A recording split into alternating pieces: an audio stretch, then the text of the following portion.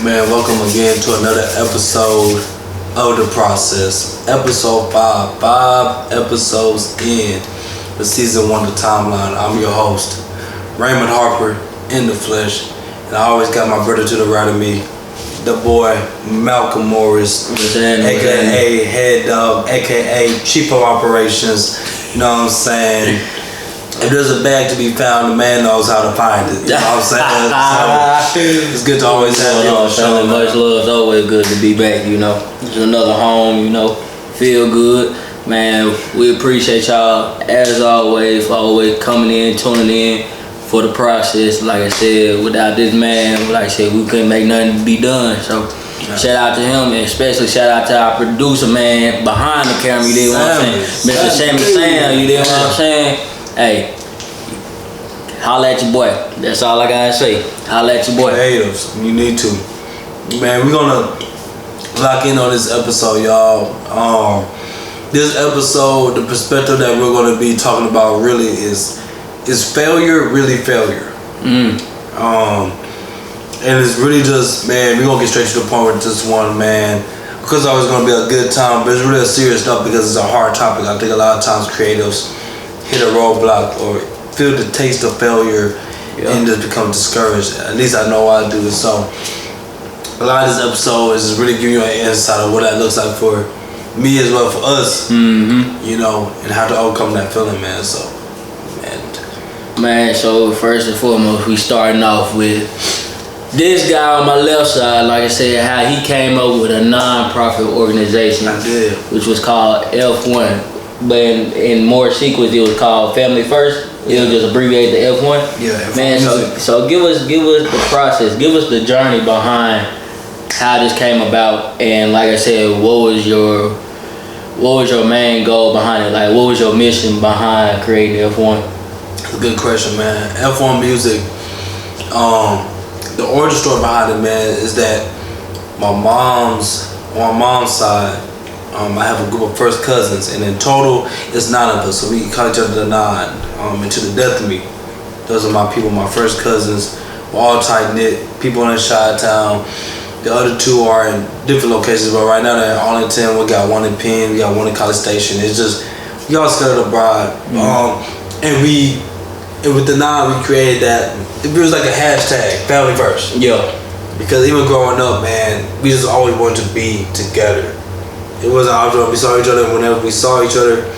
It was a good time. And so, in the business mindset, my boy Dr.hollis, shout out to him. Because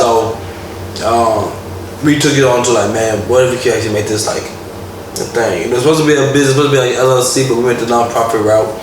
And the goal of it was pretty much what we're doing right now, man. It was supposed to create a space for creatives to bring the talents that God has given them to just try different things. Yeah. And we started with music artists. We had people like Jamie Jackson. He was on the last episode. If you didn't see that episode, go back to that one. I'll tell you, that was tough. That was a tough conversation. Real good. Link in the description below. We also had my boy TK Music. He was in there, episode 3 if you haven't seen it. I'm telling you, everybody that you see in the timeline, in the process is there for a reason, because they was there even in this group called F1. And so, like I said, the origin of it was supposed to bring people together, bring creatives together, just to try new things and just come together and try new ideas, create opportunities for artists to perform, but not only to perform, but to create experiences as well. So smooth business. So how did the experience go? So give us the uprise, and if there was a downfall, give us the downfall. And if it came down to the point to where, like I said, if F1 is no longer in the picture no more, can you give us the reason behind it? Or if F1 still is in the picture, what's the whole process going on? Like, just give us the full rundown. Lay out the blueprint of how everything is set up now at this point. Man, I think the biggest rise of F1 was 2 things. Number 1, people actually like locked in to the movement. I'll never forget, we did a Mafia night, collab with this other person, did it inside the studio, on like a photo shoot studio, and we did a game night, and we did like a presentation of like a pitch of what we were doing, and everybody there was fired up. People were joining by the day. How can they volunteer? How can they help with it? And encouraging, and we even got to a space where we did our first ever virtual concert. Yeah. And we sold it out. That was crazy. We sold it out. It was like 60 tickets. We only did like 60 spots, and all 60 tickets were sold. Word. Big congrats. Yeah, we had every artist. They performed like 2 or 3 songs. We basically just showcased our artists that we had at the time, and that was like the rise. The fall, in a sense, was just too bit of my look reflect on it. Sometimes I feel like it was really just it was a space of lack of vision, but that was just because of inexperience. Okay. And so when you think about, you know, ideas just for fun, like for example, him and I, if you're in the Dallas-Fort Worth area, we do a Christmas football game. Fact. Ain't no LLC, ain't no business. It's just 2 homeboys that decide to do something. You know what I'm saying? But when you talk about business-wise, it's like, if we were to make that same mindset, then it's like, okay, well, what about the fees? What about the permits? What about the insurance? What about the, you know? And so the inexperience did get in the way because of lack of education, truthfully, in the process. So it was like, we were doing stuff that was cool, but then it was like, ooh, we running the risk of because of bad financial problems or not protecting us from like getting LLCs, all types of stuff, man, all the legal things about it. And so with that, I felt like it made us like, not necessarily walk on eggshells, but it was just like, man, we gotta really be careful how we move. I had to leave F1. I had to leave my own organization. That's why the topic is failure, really failure. Because at that point, it felt like failure, man. Like, you know, I was proud to be able to say, I think I was 21 when we had the nonprofit. So I'm like, I'm 21 with a nonprofit. Basically, I have a business. Like, you know, I have a whole organization, and I'm proud and I'm excited. And months in after being certified, it was very clear to me that God was like, you gotta let this go.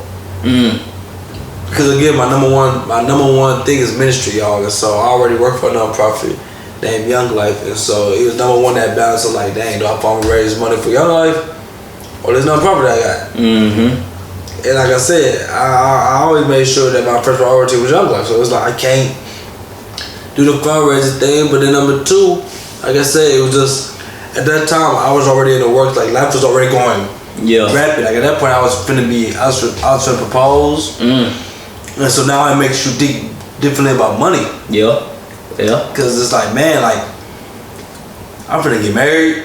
What's the realisticness of me embarking on this new journey with this person that's gonna be, again, a number 1 priority in my life? With this new baby business, with inexperienced people as well as myself. You know? It just didn't feel wise. And if I was still saying, oh yeah, it would probably still be gone. But when it's like you try to bring another human into that, man, I just can't run the risk of getting in legal trouble just because of inexperience. Like I'll be danged. I'll be danged if I get in trouble because I didn't know what I was doing. I feel it. And so, but like I said, at that moment though, like, that's for me looking at it in hindsight. Like looking at it now, man, that moment, yo, that hurt. It was like, man, especially like I said, when you had the momentum, we had the following, people were excited, and to feel like, to hear a no. To hear a no in that, like, this is all going so good, but nah, this ain't gonna work out long term. So, and I feel like that's also what made me slow down on music too, because you know what I'm saying? It was like, dang, I failed. And for me, that's taste of failure for a long time kept me down. It was just like, what's the point of trying again if I'm not going to succeed, or if I get these people hype up and they start, you know, rallying up behind me, and then I gotta put the deuces up.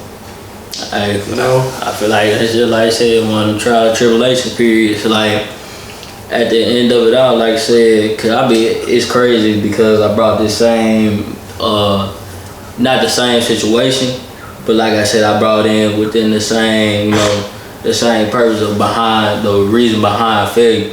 Like I said, I'd rather take a lot of failures that I can know that I can turn down the line to positive, rather than not go through failures and be consuming nothing but positivity and success.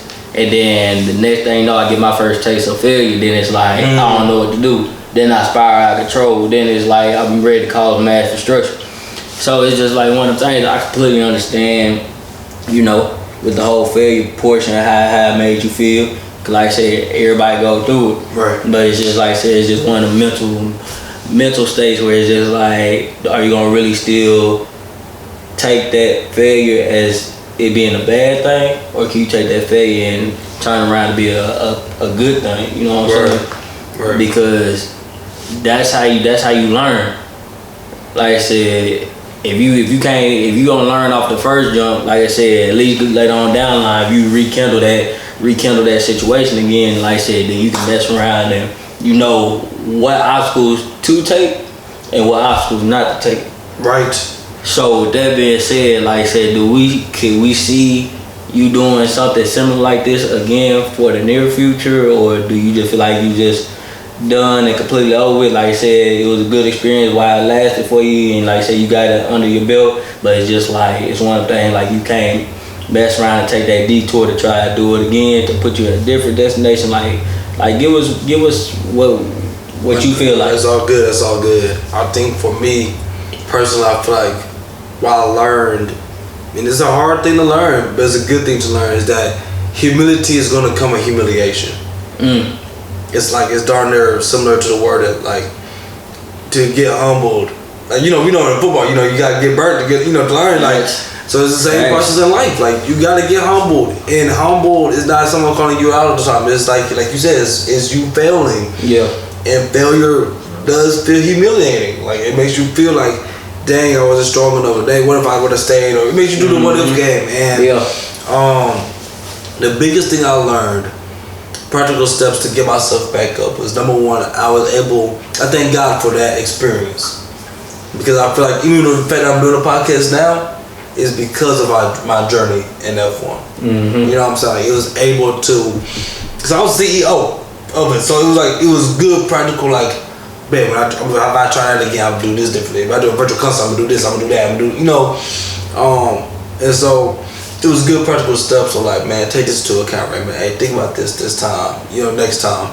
And then lastly, I even say with having a organization, I don't think I'll do a nonprofit again. But I think the main important thing is I missed out on a big piece of the gospel, or the mindset of like, love your neighbor as you love yourself. Love your neighbor like you love yourself. But again, you gotta love yourself. Right. How can you love your neighbor? How can you love your neighbor well if you don't love yourself well? Feel it. And so it's the same wording in the sense of like, who am I to try to help artists if I can't even help myself? You know what I'm saying? Like, how can I say, oh, but I'm gonna help create your whole music career, and I already got a music career, and I ain't even tried a music career, and you know what I'm saying? So again, it's been cool because now this is the process of me loving myself. Yeah. Being able to say, hey man, God gave me these talents, God gave me these gifts, but instead of doing all these ideas with an organization, how about just doing it as Raymond Harpe? You know what I'm saying? Whether it's Young Life, whether it's podcast, whether it's music, whether it's a barbershop, whether it's whatever, you know what I'm saying? Why can't I just do this as Raymond first? Because as I move, people see a little trail to follow. Yeah. They get to see footprints. Yeah. And then you get to choose where you want to make your steps. So that's why the process is a significant part to the journey. Like, it's not for y'all, like, of course I'm gonna do the business side. I gotta promote my music, that's the business side. But the main thing, like I said, is about conversation starters. It's about encouragement. It's about just letting you know, like, hey, you're not alone in this process. And I hope that you get back up in your process. Failure does not have to be the period. It can be the comma, and it's gonna be a hard comma. You know what I'm saying? But don't make that failure, or whatever that situation was, that was a no or not now. Just tweak it. Get up and try it again. No workout. Feel that. Hey, wise words from a decent man. Hey, you see, we gotta show that we sophisticated too. So like, we can get serious. You know. Yeah. Hey, that's what they need. That's really what they need, man. Like I said, you really put icing on the cake. Like, I really just lost the words at this point. Like I said, you basically gave us the process. Yeah. You gave us the plot events. Gave us the resolution to the reason why, like I said, you're at peace on how the profit went, the non-profit organization went.